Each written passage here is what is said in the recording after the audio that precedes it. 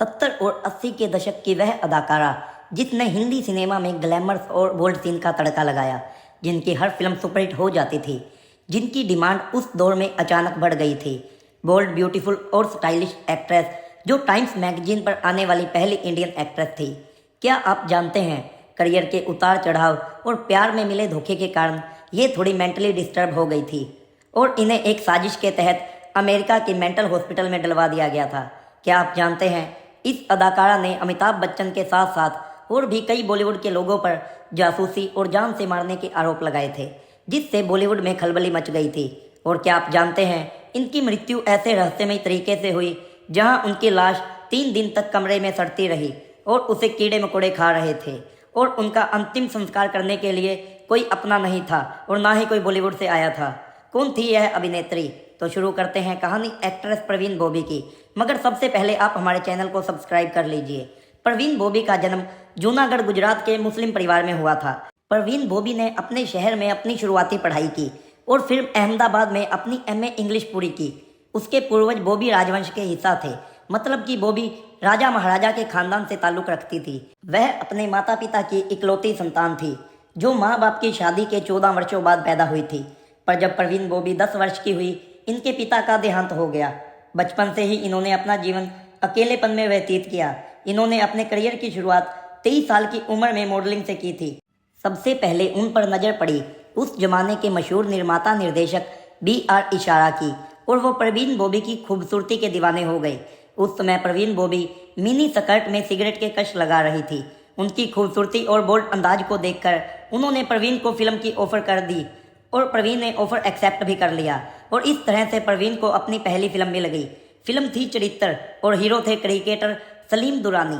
Film तो flop हो गई, पर स्क्रीन पर बोल्ड और ब्यूटीफुल प्रवीण बॉबी को देखकर लोग इनके दीवाने हो गए। चाहे निर्माता हो, निर्देशक या दर्शक, इनकी खूबसूरती का हर कोई दीवाना हो गया था। पर उस समय प्रवीण बॉबी दीवानी थी विलेन के रोल करने वाले अभिनेता डैनी डेंजोगपा की, जो कि उनकी दीवानगी में इस कदर पागल थी कि यह उनके साथ किसी और को नहीं देख सकती थी। पर इनका ये रिश्ता किसी वजह से टूट गया और प्रवीण बॉबी मायूसी के साथ अलग हो गई और फिर अपने करियर पर ध्यान देने लगी।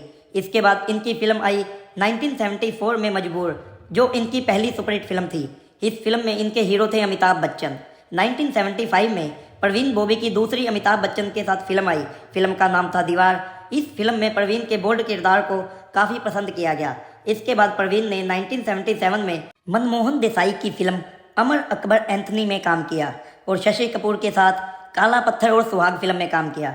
1981 में प्रवीण बॉबी ने क्रांति और कालिया जैसी सुपरहिट फिल्में भी की। इसके बाद इन्होंने नमक हलाल जैसी सुपरहिट फिल्म की। प्रवीण एक ऐसी अदाकारा थी जिन्होंने इंडस्ट्री में सूट और साड़ी के चलन को बदल दिया था और फिल्म इंडस्ट्री की एक्ट्रेस को बोल्ड और ग्लैमर्स कैसे दिखा जाता है यह बताया था। ये भारत के साथ साथ विदेश में भी मशहूर हो चुकी थी। 1976 में ये टाइम्स मैगजीन पर आने वाली पहली भारतीय एक्ट्रेस थी।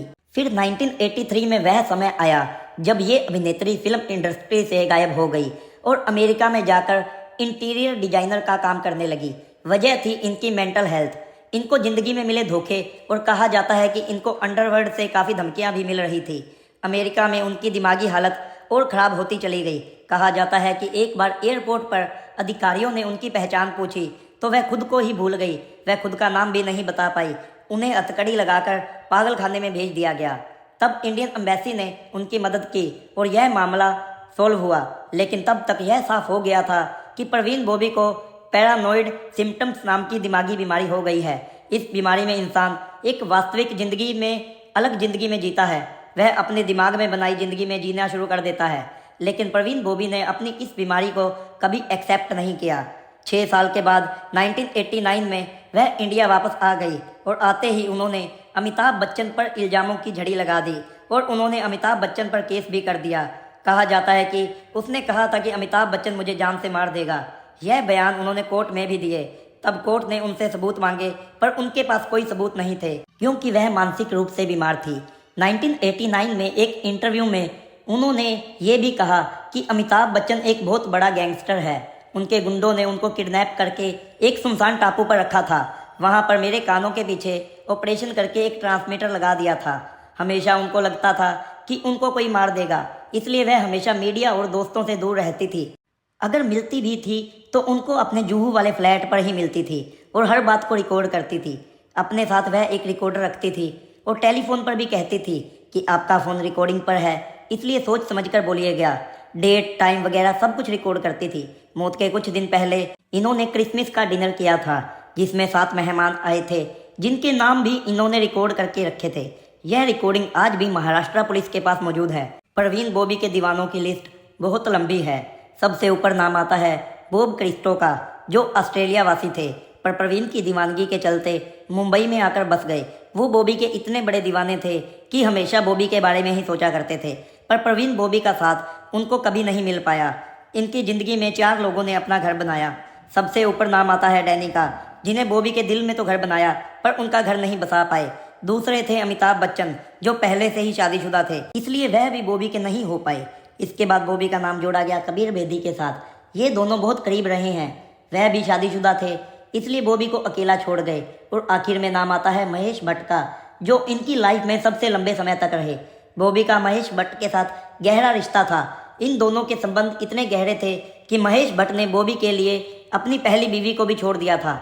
महेश भट्ट ने एक इंटरव्यू में बताया था कि जिस दिन बॉबी की मौत हुई उस दिन मुझे एहसास हुआ कि बॉबी का पागलपन एक पुरानी कहानी है और शायद ही कोई समझ सकता है कि एक पागल व्यक्ति के साथ कैसे रहा जा सकता है। महेश भट्ट ने बताया कि एक दिन मैं बॉबी से मिलने उनके घर गया तो उनकी मां ने कहा कि देखो मेरी बेटी किस तरह बिहेव कर रही है। जब महेश भट्ट ने कमरे में झांक कर देखा तो बॉबी कोने में बैठी चाकू लेकर बैठी थी। महेश ने पूछा ये क्या है प्रवीण?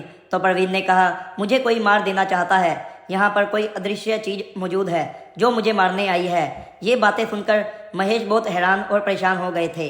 1982 में महेश भट्ट ने एक मूवी की कहानी लिखी। मूवी थी अर्थ। यह कहानी महेश और प्रवीण के प्यार पर आधारित थी।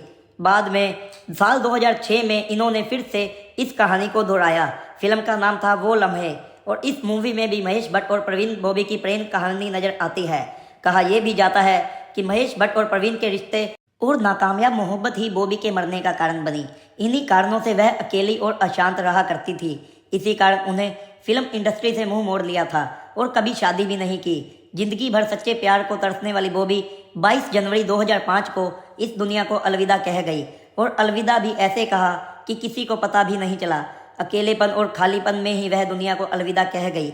दूध की बोतल और अखबार उनके घर के बाहर 2 दिन से वैसे ही पड़े थे और जब उनके फ्लैट से बदबू आने लगी तो पड़ोसियों ने पुलिस को खबर दी। पुलिस ने आकर जब दरवाजा खोला तो प्रवीण बॉबी की लाश पड़ी हुई थी। प्रवीण की मौत का कारण था किडनी और दूसरे अंगों का फेल हो जाना। यह भी बताया जाता है कि प्रवीण को डायबिटीज और पैर की बीमारी थी, जिस वजह से वह कहीं आ जा नहीं सकती थी। आखिरकार उन्होंने बंद कमरे में ही अपना दम तोड़ दिया। कहा जाता है कि उनकी लाश 2 दिन पुरानी हो चुकी थी, इसलिए उनकी मौत 20 जनवरी को ही हो गई थी। यूं तो प्रवीण पहले मुस्लिम थी, बाद में उन्होंने ईसाई धर्म अपना लिया था। प्रवीण बॉबी जाते जाते कई लोगों का भला कर गई।